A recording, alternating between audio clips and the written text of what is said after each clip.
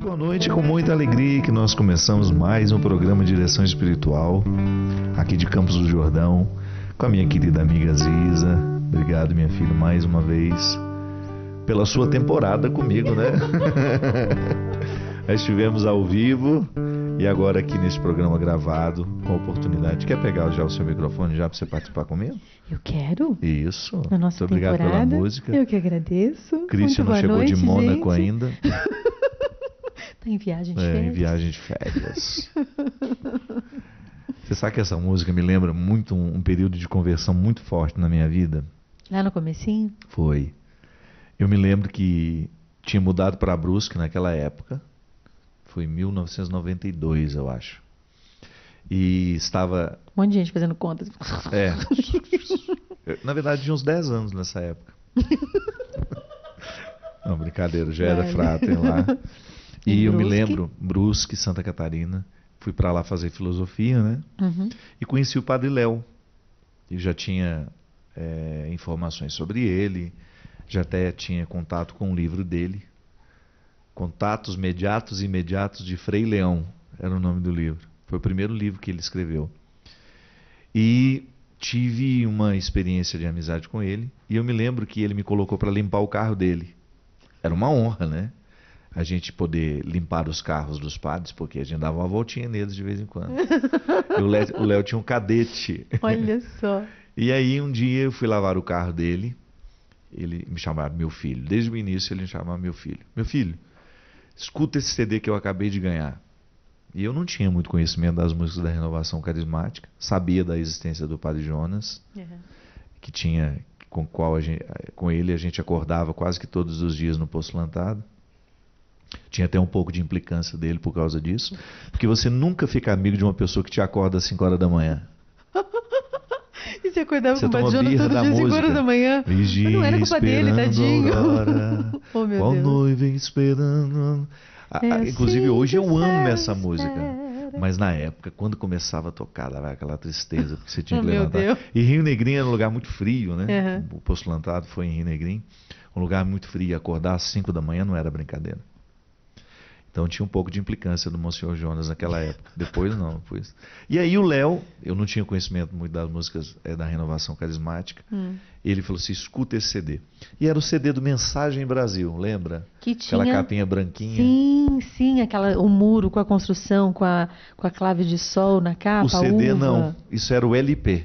Ah, O CD era gente. só escrito assim de um pink. Isso, Mensagem todo Brasil. branquinho. Uhum. Não, Mensagem 2000. Mensagem Nem era 2000. Brasil ainda. Eu lembro. Depois mudou de nome, né? Foi. 2000 era longe ainda, né? 2000 era longe, era Mensagem 2000. Era uma proposta que o Eugênio tinha justamente de mostrar Sim. uma música que seria para o futuro. E foi o primeiro versionista das músicas do Martim, né? Foi. Ali que tinha Ninguém Te Ama Como Ninguém te Eu ama como eu.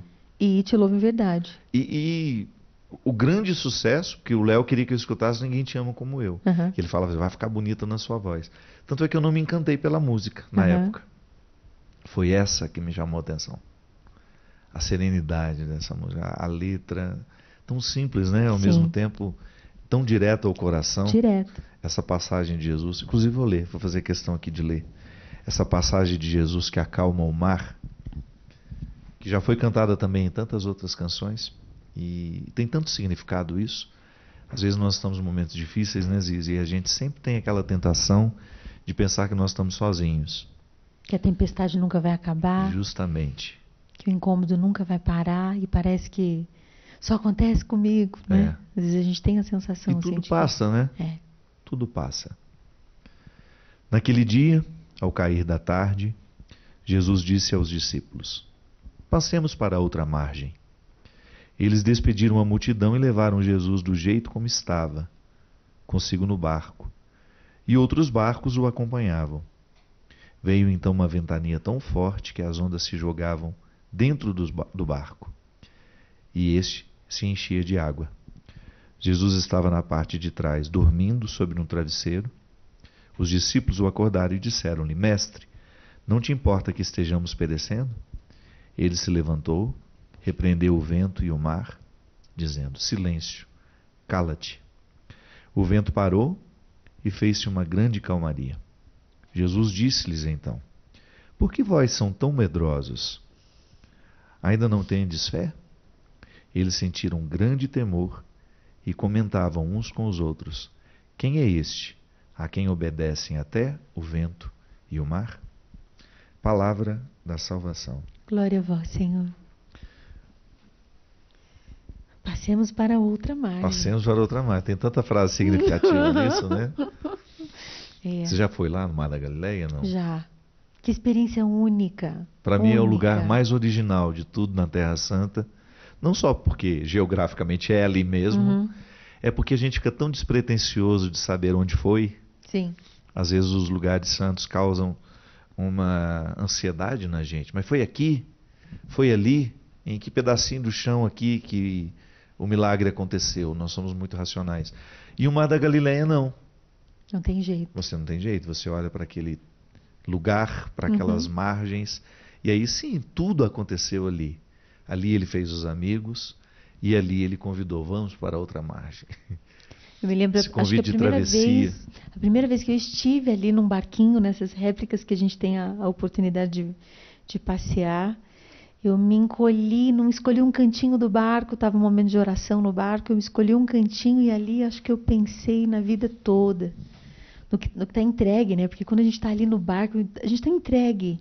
E o convite, eu acho, da palavra que me chama mais atenção quando diz vamos para outra margem, é um convite de entrega. Um convite de lógico, que eu imagino, né, que os discípulos olharam para o céu e viram que ia chover. Eles viram que ia complicar a vida.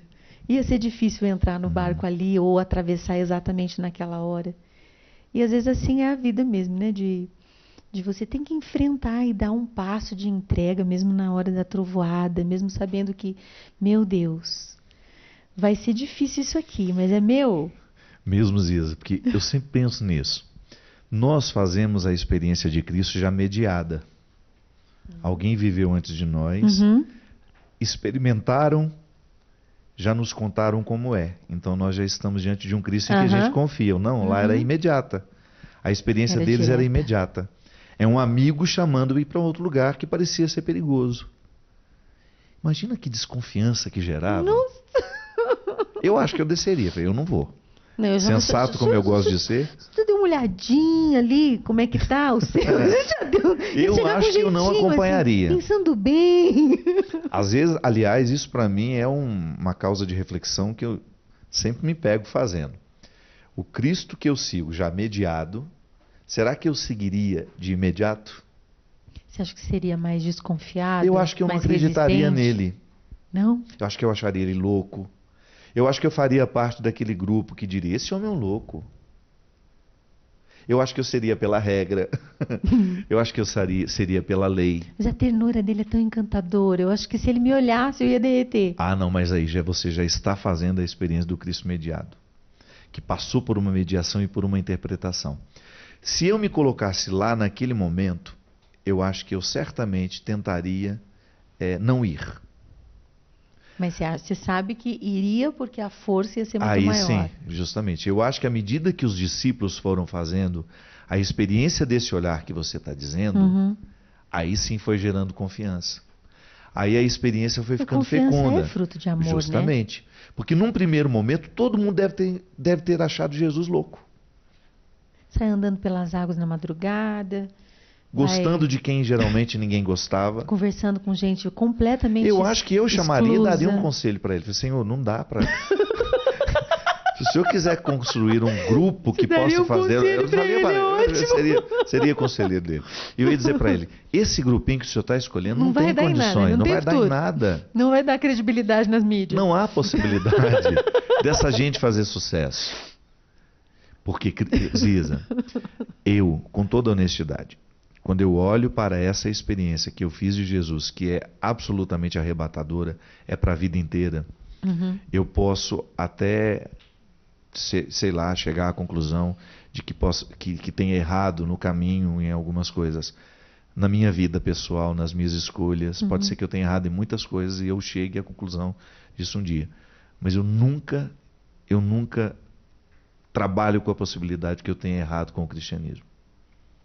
Eu acredito mesmo no cristianismo como um conjunto de valores humanos. Certeza? Dentro de você, na experiência pessoal com o Cristo, Para onde você olha para ter essa certeza? Porque às vezes tem um tanto de gente que duvida. Né? Justamente, mas a experiência do distanciamento histórico que eu fiz, dos acontecimentos para o dia de hoje, para tudo aquilo que eu vi o cristianismo fazer na vida das pessoas.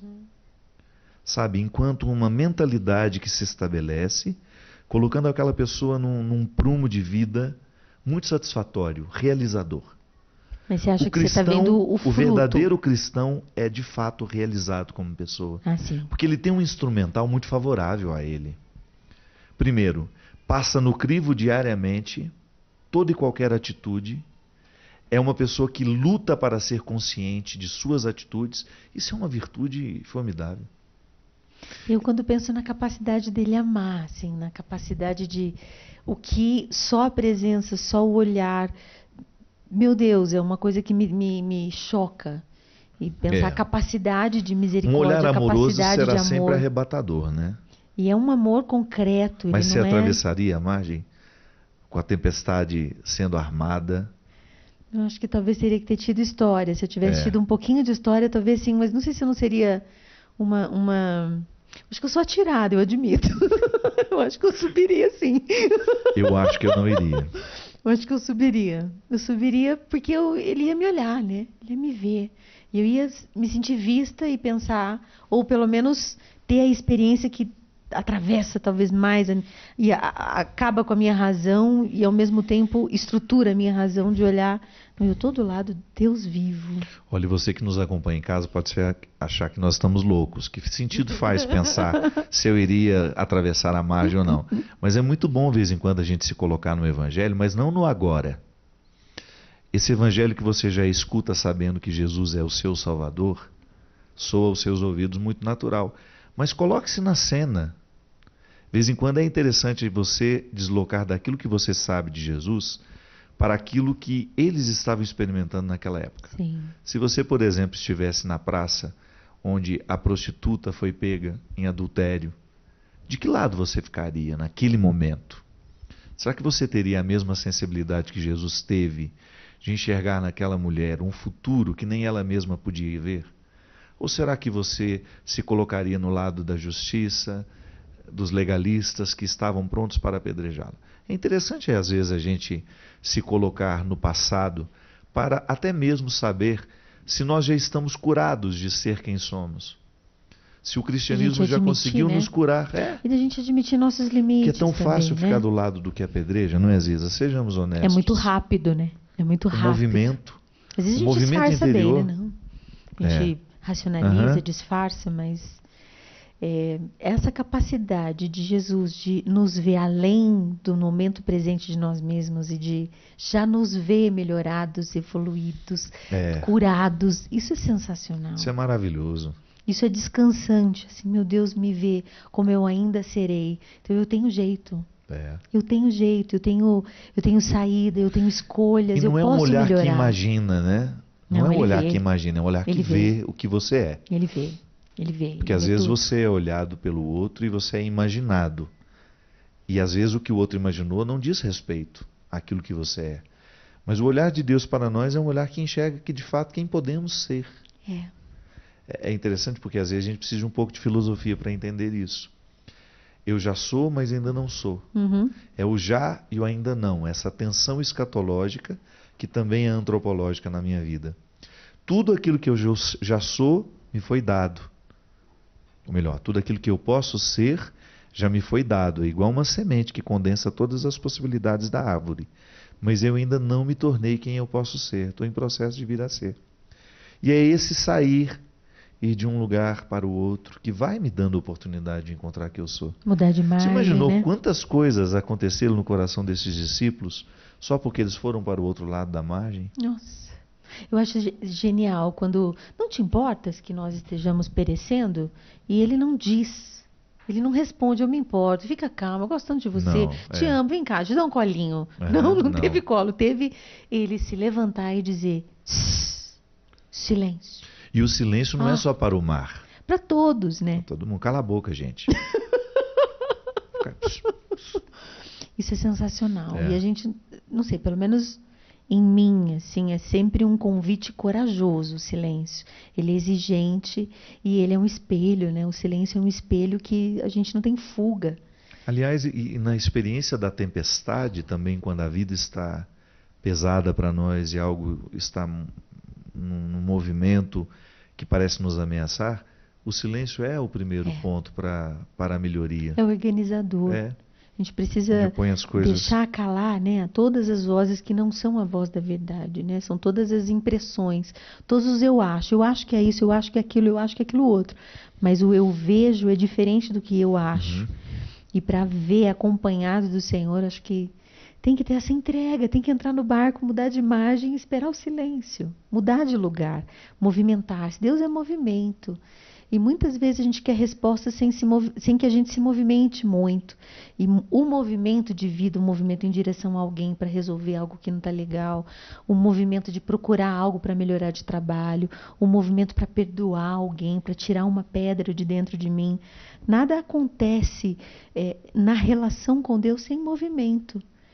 E é muito importante, eu acho que para mim, o convite para mudar de imagem, muda de lado, vamos mudar de ponto de vista.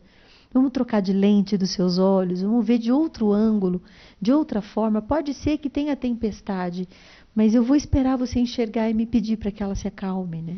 Rosisa, às vezes a dinâmica dessa travessia, ela tem que perpassar todas as dimensões da nossa vida. Dimensões, você fala em que sentido? Profissional, por exemplo, familiar? Meu trabalho, quantas vezes eu vivo uma mesmice profissional, você aí que nos acompanha em casa, sabe exatamente o que é a mesmice, você deixa de crescer, você deixa de ter prazer no que faz. Nossa. E de repente você precisa ser motivado a sair dessa zona de conforto e conhecer a outra margem. Em relação às pessoas, né? Quantas vezes eu, movido por um preconceito, não aceitando ultrapassar a margem daquilo que eu alcancei do outro, eu passo uma vida inteira achando isso de você, tendo uma impressão superficial a seu respeito. E sendo desonesto comigo e com você, com o outro, lógico. Retirando a oportunidade de um encontro que possa ser edificante, que nos permita a experiência do conhecimento, da amizade, da solidariedade, da partilha. Mas você não acha que às vezes eu preciso sair da margem, passar para outra margem com meu irmão? Só fazer uma pergunta, né? Às vezes eu acho que a gente fica preso na opinião de alguém ou sobre alguém, só porque a gente não consegue chegar. A gente pode conversar um pouco? Eu queria te fazer uma pergunta. E olhar no olho. É uma pergunta simples. Eu acho sensacional que no Evangelho o Senhor sempre se aproxime daqueles que precisam de cura com perguntas. O que você quer que eu te faça? Que a pergunta funciona como uma chave. Né? Ela abre o calabouço. Uma pergunta que eu te faço. Às vezes você está mergulhada numa mesmice. Eu te faço uma pergunta e de repente aquilo abre portas. Exatamente. Eu me lembro que meu pai tinha uma maneira muito simples de interrogar os meus irmãos. Não chegou a me interrogar porque eu era muito jovenzinho e graças a Deus eu sempre fui um menino que, embora desse os trabalhos normais da vida, eu não era uma pessoa desordeira, eu não tinha vícios e não precisei trabalhar muito cedo. Ou melhor, já comecei a trabalhar muito cedo. Não vivi essas repreensões que às vezes meus irmãos viviam. E tem uma coisa, o meu pai costumava perguntar sempre assim: meu filho, o que você está fazendo da sua vida?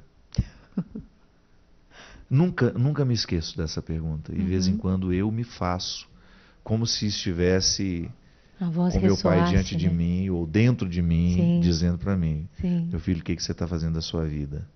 O que você está escolhendo?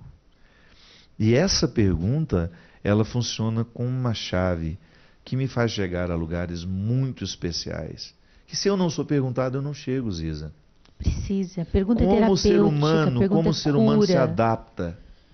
Como o ser humano... Faz de tudo para não perguntar, né? Tudo. A gente dá mil voltas, disfarça, inventa mil histórias, imagina. O imaginário é um perigo sem a luz da pergunta, a luz da verdade. O imaginário é muito perigoso.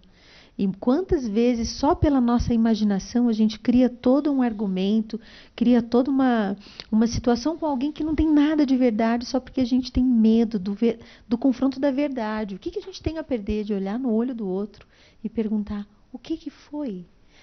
Acho que vão se levantar mil bichos, mas quando a gente tem dentro da gente uma disposição sincera, corajosa, mas desarmada internamente, a gente consegue desarmar o outro para receber a resposta verdadeira. Mas é muito importante, ainda essa semana eu tive uma conversa com uma pessoa muito querida para mim, muito importante, que estava muito sofrida, que estava num momento difícil, e ninguém chegava perto, porque ele estava um porco espinho, estava espinhando todo mundo. Assim, e eu entendi que eu tinha que retirar todos os meus espinhos, baixar minha guarda por dentro, secretamente, para perguntar para essa pessoa com todo o carinho do mundo: você está feliz aqui ou você quer ir embora? Fazer a pergunta honesta mesmo. Fundamental, né? Fundamental. E tesourar tudo que é dependente para que aquela pessoa, se ficasse, ela ficaria livre. Porque ela queria. Ela quis. Mas às vezes a gente não faz as perguntas porque a gente tem medo da tesoura da vida, né? É verdade. E aí a gente fica segurando com as artimanhas, com as discussões, com as confusões, porque criar discussão e briga também é jeito de segurar os outros, né? É um vínculo. E na verdade é tudo torto, não leva a lugar nenhum. E fazer perguntas é uma graça de Deus, porque a chavinha da luz, o soquete de luz. Você aperta e acende. Você tem que estar disposto a sentir o ardor da luz. Mas é muito importante que a gente saiba que quando o Senhor quer fazer algo em nós, Ele espera que a gente tenha necessidade, mas Ele sempre vai perguntar para a gente: o que você quer de verdade? O que você quer? Se você está cego, Ele vai te perguntar: o que você quer? É o cego Bartimeu, né? Eu gosto tanto daquela pergunta que Jesus faz. Não, eu fico assim, que parece óbvio, né? Que não, você é óbvio. O que você quer que eu te faça? Mas é lindo, porque o Senhor não vê o limite. O Senhor não está preocupado com a cegueira. Uhum. Ele vê além, ele vê quem Bartimeu já é no futuro. É o desamarrar-se daquele manto, né? Ou sair da beira da estrada. Há tantas situações que amarram Bartimeu e que são muito mais importantes que a cura da cegueira. Exatamente.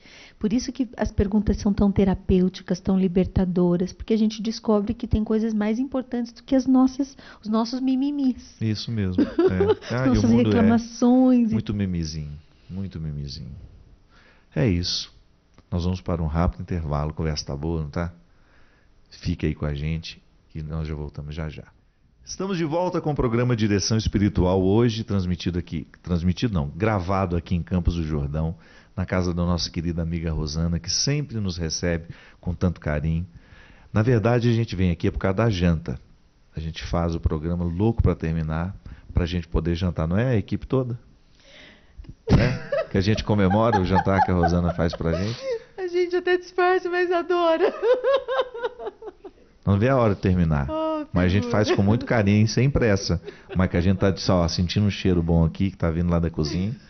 Sempre tão querido nos recebendo. Sempre. Obrigado, viu, minha amiga?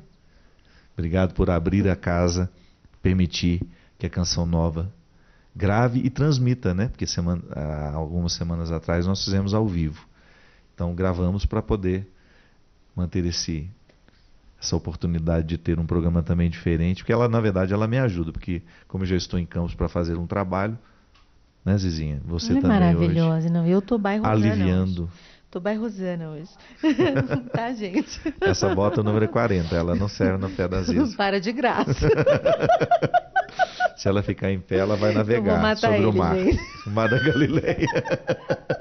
Não, brincadeira. Ficou só um númerozinho maior, mas tá linda. Sim, gente. Ela é bonita. Ó, tô de coletinho, tô bairrosana mesmo, tá gente. Bem chique. Tô demais. Tá muito chique.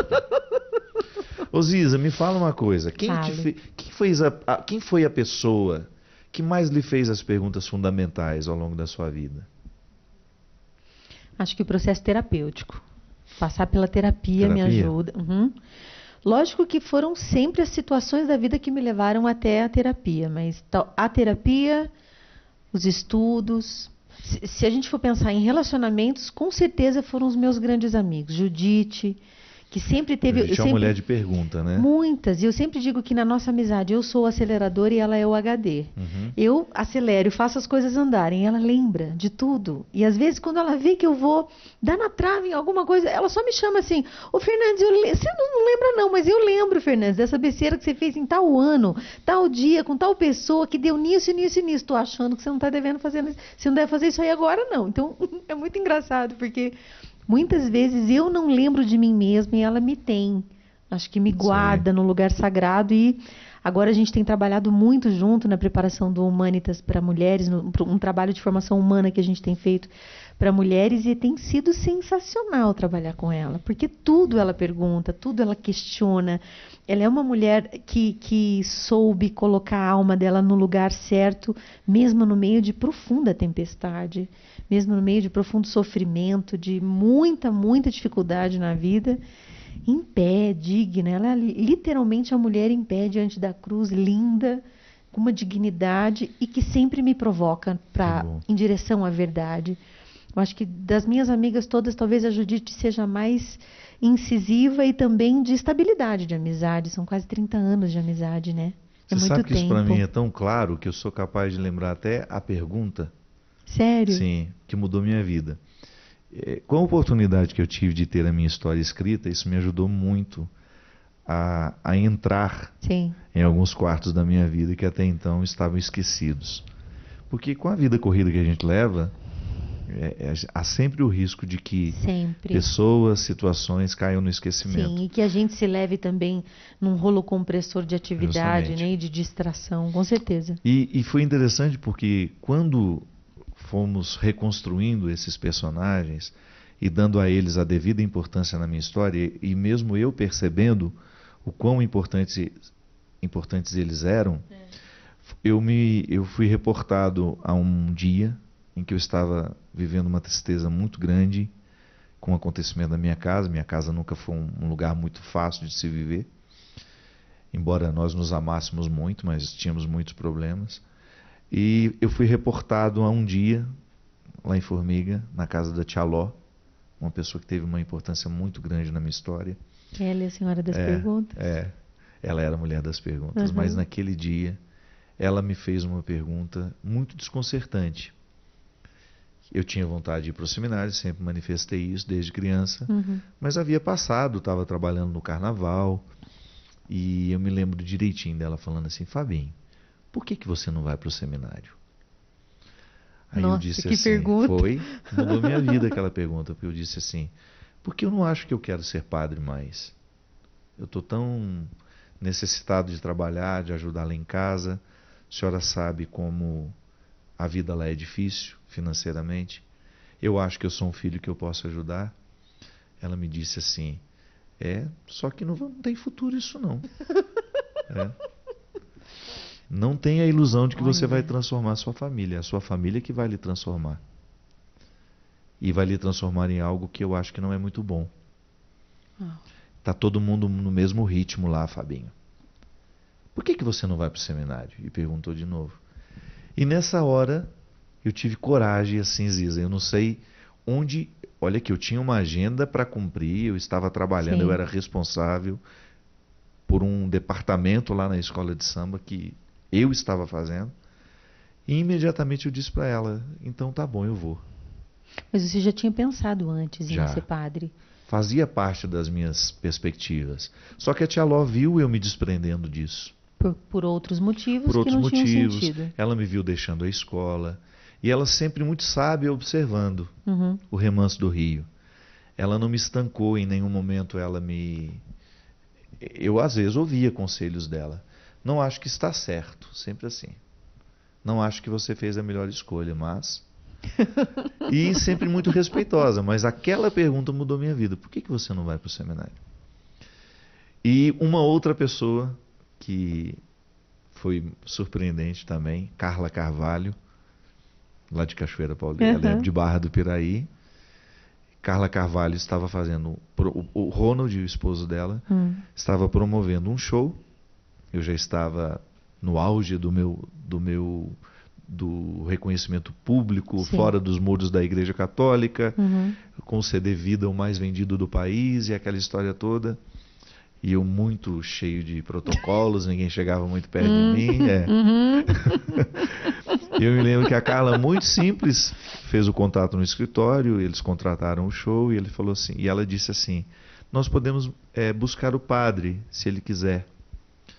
Aí tudo eu já achava que era a pessoa querendo se aproximar de mim. Eu tinha perdido aquela sensibilidade de notar que nem todo mundo estava interessado na minha fama. Que tinha alguém olhando para o ser humano, né? E isso foi um caminho muito difícil. Ser famoso é muito difícil porque nem sempre você diferencia quem de fato lhe quer bem de quem só quer você no Instagram dela. Ou uma selfie, né? Como uma praça pública de quem você se aproxima, faz uma foto e vai embora, ou então só o prazer de dizer que você é amiga daquela pessoa. E quando eu fui, com muita resistência, eu fui aceitando o que ela estava propondo, sem ter visto o rosto dela. E eu confiei na palavra da Mônica, que é a minha assessora. Ela falou assim: padre, me parece uma pessoa muito bacana. E a Carla estava oferecendo de mandar me buscar em Taubaté. Sim. Eu falei: por quê? Eu posso ir com o meu motorista? Não, mas ela está oferecendo. Eu achei muito carinhoso da parte dela. Aí foi me buscar de helicóptero, eu fui. Quando eu pousei, eu entrei, ela estava esperando, sozinha, ela e o motorista dela me esperaram lá no heliporto da empresa deles. Eu entrei dentro do carro e o sorriso dela para mim. Engraçado que imediatamente eu identifiquei que ali existia uma pessoa que me amava. Nós ficamos amigos naquele momento. Não foi depois que nós trocamos uma palavra, não. Foi na hora que a Carla me acolheu ali naquele heliporto. Quando nós já estávamos dentro do carro, fazendo o trajeto que me levaria até o sítio deles, onde eu ficaria hospedado, que ela tinha preparado com muito carinho para que eu pudesse ficar com bastante privacidade. E ela, nos primeiros minutos diante de mim, ela virou e falou assim: e o senhor está feliz? Ai! Primeiro aqueles protocolos. Oi, padre, que prazer prazer em conhecer o senhor. Foi um prazer também, Carla. Muito obrigado pelo carinho, por ter mandado me buscar, não sei o quê. Aí ele falou assim, e essa foi a pergunta a queima-roupa. O senhor está feliz? Padre, o senhor está feliz? Aí eu falei: não, estou muito bem, graças a Deus. Ela falou: não, eu não quero saber. O senhor está feliz? Ziza. Ficou constrangido. E eu comecei a chorar. Sério? Foi, 5 minutinhos da mulher eu já estava chorando. Porque aquela pergunta ninguém estava me fazendo. Todo mundo me punha para trabalhar. Sim. A gravadora interessadíssima que eu fizesse todos os programas de televisão que eu pudesse. Que eu fazia 20 shows por mês. Imagina o que é isso. Eu lembro, gente, eu lembro. 15 shows por mês. Ó, Senhor. Isso é uma agressão, é um estupro emocional. Né? Às vezes eu voltava para minha casa depois de 30 dias sem ter visto a minha cama. Era um processo extremamente doloroso. Mas você ainda não sabia o que você queria mesmo para você mesmo? Estava lá no meio daquela confusão. Ninguém estava te obrigando, né? Estava no meio daquela confusão e de repente alguém perguntou se eu estava feliz com tudo aquilo. Ziza, eu não mudei de vida. Porque aquela pergunta, ela me incomodou um tempo depois. Quando eu peguei uma implicância do meu ônibus, aquele ônibus que tinha minha cara, né? Quando eu fiquei inimigo daquele ônibus. A pergunta da Carla nunca mais deixou de ecoar dentro de mim. Uma pergunta que foi extremamente necessária. Para onde te levou a pergunta que te fez chorar? Por que te fez chorar aquela hora? Você se deu conta que você estava longe? Porque, na verdade, eu não estava feliz. Sobretudo no auge dos acontecimentos. Agora, tem gente que pode entender que se estar feliz é estar tudo bem. É bom a gente... Assim, o que é estar feliz? Naquele momento eu identifiquei que era: você está confortável com a vida que você está vivendo? Você está reconciliado com as suas escolhas? Porque a felicidade não é um sentimento que nos ocorre. A felicidade é um comprometimento, é realização. Eu gosto mais da palavra realização. O estar realizado é você conjugar dificuldades, facilidades. Exatamente. E você se ajeitar com tudo isso. O Viktor Frankl fala muito isso, que o ser realizado é o ser que é comprometido consigo mesmo. E comprometido consigo mesmo paga o preço que for preciso de esforço próprio e pessoal em nome do que ele ama. Por isso que a logoterapia te leva ao sentido da sua vida. E o estar feliz você está vivendo o sentido mesmo da sua vida? está respondendo à sua vida segundo sua consciência mesmo? Ou é uma pergunta difícil. Eu fico desconfortabilíssima quando alguém me pergunta, tá feliz? Eu sempre penso, não tem uma outra coisa pra me perguntar, não, gente. É muito comprometedora, porque ela é afrontosa. Né? Sim. Você não tem como você mentir. Porque uma coisa é você dizer, eu não estou bem. Isso não é comprometedor. E a gente diz isso com facilidade. Se alguém me pergunta, você está bem? Não, estou meio cansado, estou trabalhando muito. Agora, quando alguém me pergunta, você é feliz? Isso me desnuda. Porque coloca todas as minhas escolhas numa vitrine. Em xeque, tudo que às vezes eu quero proteger. Você é feliz? Que mulher audaciosa. Que me amou com tanta rapidez. Ver a sua cara, que me amou com tanta rapidez e que me fez sentir-me amado a ponto de não me sentir afrontado com a pergunta. Porque se talvez a Mônica dissesse para mim assim, olha, uma mulher vai lhe buscar aí na sua casa e vai te perguntar. E a primeira pergunta que ela vai lhe fazer é se você é feliz. Eu não ia querer nem fazer esse show, porque eu ia falar, que mulher, o que é isso? O que ela pensa isso não se faz, isso só se faz quando você tem intimidade. E olha lá. E olha lá. Porque é comprometedor sobretudo perguntar. Eu que preservo tanto. Eu tenho tanto constrangimento de fazer uma pergunta que possa ser invasiva. Eu não gosto de ser invadido. Eu não gosto de pessoas que acham que são minhas amigas. Eu não gosto de pessoas que se acham íntimas sem serem. Isso me afasta mais do que aproxima. Mas é a história da pergunta ainda assim, que a gente precisa às vezes ter coragem de dizer, ou dizer para o outro assim, até onde você acha que você pode chegar sem eu te dar a permissão? Justamente. Mas aquela pergunta me foi colocada numa situação que depois repercutiu ao longo da minha vida. Espírito Santo, gente, que coisa boa. É que tem uma pessoa que eu gosto de estar por perto, de rir com ela, porque a Carla se tornou uma pessoa eu não encontro regularmente, porque nós temos vidas muito diferentes, ela tem muitas demandas também. Mas toda vez que eu estou ao lado daquela criatura, eu me sinto protegido, eu me sinto amado. E eu me sinto sem necessidade. Né? Eu me sinto sem necessidade de falsear. Olha que jóia. De dizer o que eu não tenho para dizer. Não. Vou lá para a casa dela, é um despojamento. Mas é como se o olhar dela não tivesse curva nenhuma. Vai direto ao que precisa ser olhado no ser humano. Que bom seria se a gente convivesse sempre com pessoas que nos olhassem assim. Que seria um desnudar sempre. Eu acho que esse é o olhar constrangedor de Jesus. E o que você quer que eu te faça mesmo? De verdade. O que você quer mesmo? Mais que tudo. O que é mais importante? Essa pergunta para mim é sensacional do Evangelho. O que você quer que eu te faça, Ziza Fernandes? E o que você precisa que eu faça para que você seja mesmo feliz? São perguntas estruturantes e que tiram todo o disfarce da nossa frente. Assim. E bendita Carla. Se a gente não... bendita Carla, bendita Tia Ló.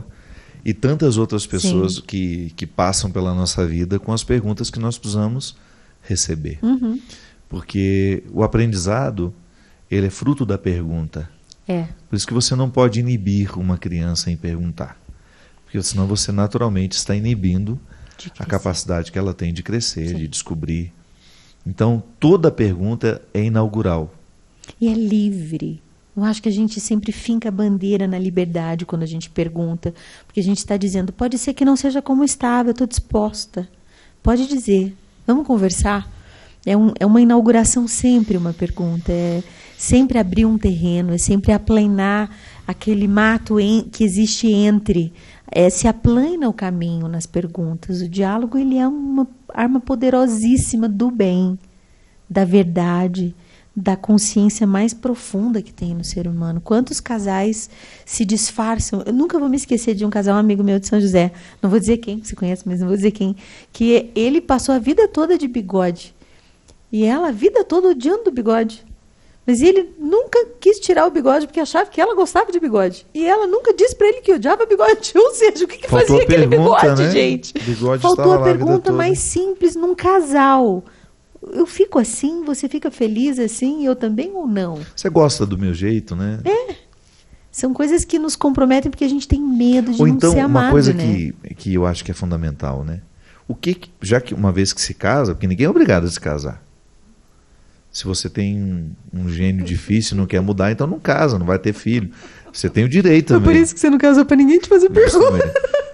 É a nossa música, né, Tânia? Não me casei porque eu tô sempre indo embora. Aquela, sabe a Maria Marta que eu lhe mostrei? É a dela? cantora, ela tem uma música que ela fala: não me casei porque eu estou sempre indo embora. Oh, meu Deus. Eu acho isso lindo.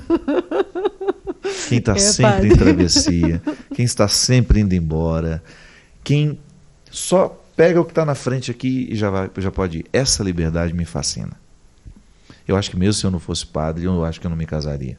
Porque já faz parte da minha constituição humana. Uhum. Mas casou-se, você tem naturalmente uma necessidade de perguntar: o que do meu jeito de ser lhe incomoda? Já começou a pergunta, né? Já começou como pergunta, se aceita ou se não aceita. É um trato de lhe perguntas incomoda eternas. O que no né? meu jeito de ser? Porque talvez será uma correção que vai me fazer bem. Sim. Não é só para lhe agradar. Ou só para conhecer o outro, viver o constrangimento de: nossa, eu não sou quem eu pensava que era para você.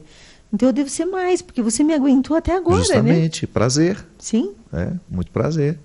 Não sou o que você esperava, mas sou o que você descobriu. Sim. E isso é fantástico. É. Isso é fantástico. É dar ao outro a oportunidade de crescer porque uma pergunta lhe foi feita.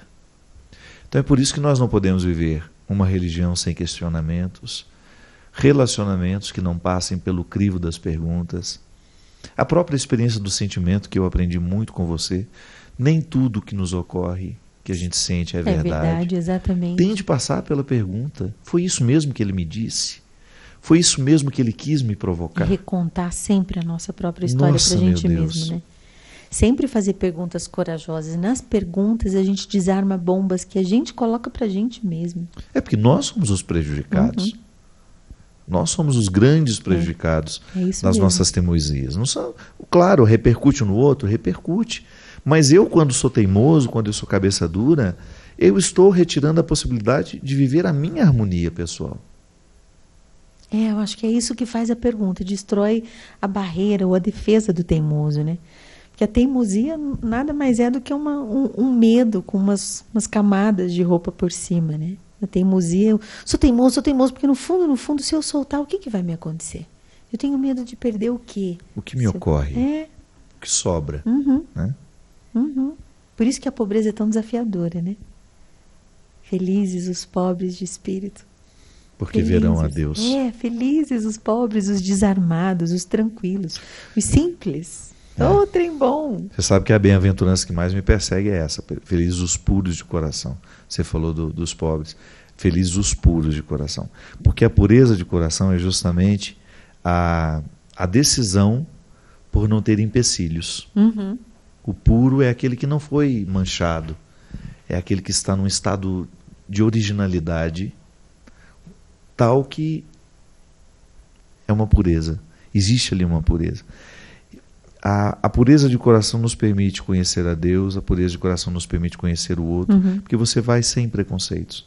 Desarmado. E você faz uma pergunta muito simples: olá, tudo bem? Como é que você está? Você está assim feliz? Que a gente faz, né? Você está feliz? Se você tiver mais coragem, você faz essa já de cara. A queima-roupa. Você é feliz? Fazendo o que você faz, você é feliz? E essas perguntas inaugurais trazem os nossos melhores amigos, trazem os maridos, trazem as esposas. É verdade. E trazem as pessoas definitivas. Ninguém que marcam a gente para sempre, né? Ninguém fica íntimo se você não pergunta: como é que é seu nome mesmo? Toda a intimidade começa com perguntas muito simples. Depois vai se caminhando na direção de uma participação mais intensa da vida do outro. Mas tudo começa muito... Onde você vai? E a gente tem que deixar cair todos os medos para fazer as perguntas que a gente realmente quer fazer, para quem a gente quer fazer. É importante a gente não engolir perguntas. Sabe aquela coisa de não deixa o sol se pôr sobre o seu ressentimento? Não deixe perguntas engolidas na sua garganta por vaidade ou por amor demasiado próprio. Faça as perguntas. Faça. Vale a pena. Põe a vida em ordem, né? É. A pergunta põe a vida em ordem. Cada coisa na sua gaveta, cada pessoa no seu lugar, cada sentimento no seu tempo. Né? Você conhece a música de Gilberto Gil? Cada tempo em seu lugar? Não lembro. Ah, é muito bom. Não lembro. Preciso refrear um pouco o meu desejo de ajudar. Bondade pode ser um vício, não levará a lugar nenhum. Não conhece isso, não? Eu acho que eu já ouvi, mas não me lembro agora. É lindo, lindo. E ele vai falando, eu não posso conter a pressa de todo mundo, mas eu posso ser o último a sair do avião. Boa. Essa é uma boa. É a vida. Todos nós precisamos das perguntas que a vida nos faz. Porque a própria vida nos interroga.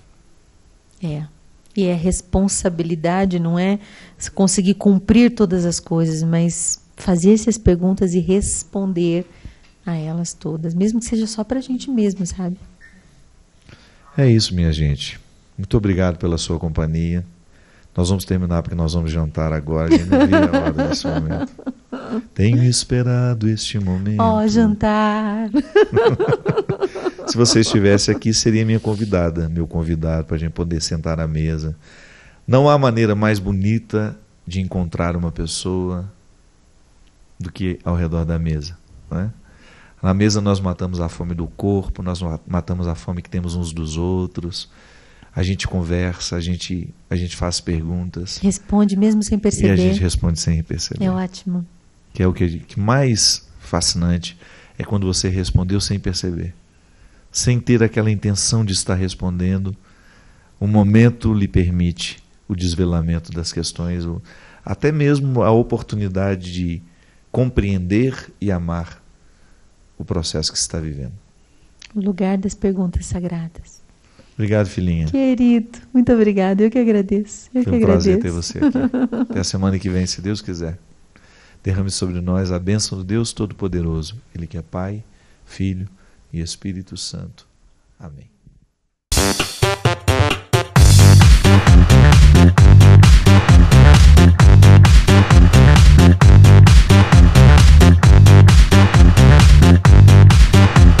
CançãoNovaPlay.com. Assine já!